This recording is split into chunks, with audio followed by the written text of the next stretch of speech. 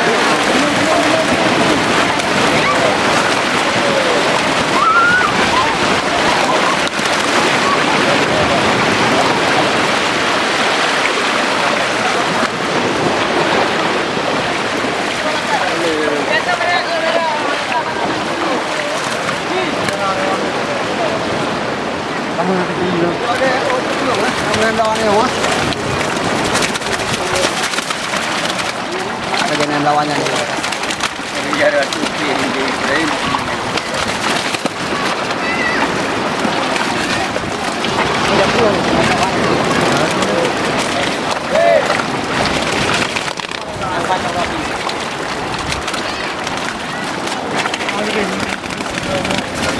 Naruh kali. Nah, pemirsa, ini ikan-ikan yang sudah ditangkap oleh para nelayan yang sedang melakukan tarik pukat. Nah, pemirsa, nih ikannya cukup banyak, pemirsa. Jadi, mari kita lihat ini ikan-ikannya.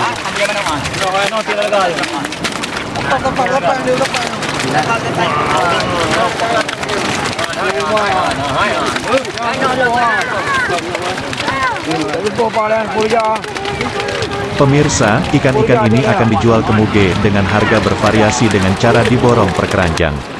Muge akan mengolah kembali ikan-ikan ini untuk diangkut ke pasar. Adapun untuk jenis ikan-ikan kecilnya, nantinya diproduksi kembali menjadi ikan asin.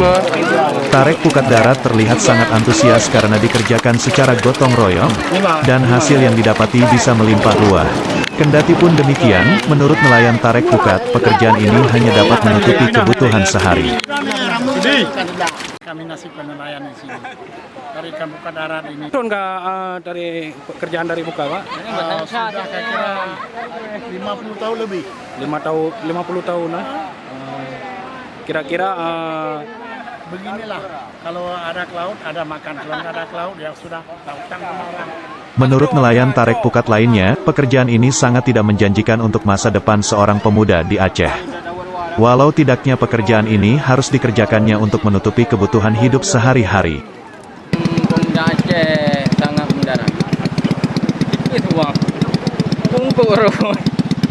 Pungkuk lempuk mentah roh dua borga. Epor pepo poh na lampai poh limong pepo. Poh 6 sampai poh 5 tepuk. Pada tepuk apa, Pak? Nanti kecil apa ya?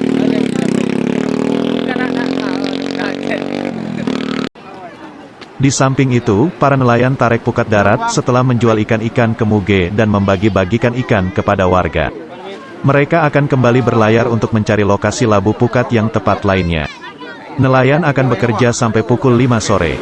Di tepian pantai pesisir Pidi, Tarek Pukat Darat hampir setiap hari dikerjakan, kecuali pada hari Jumat mereka pantang ke laut. Dari Pidi, Pante.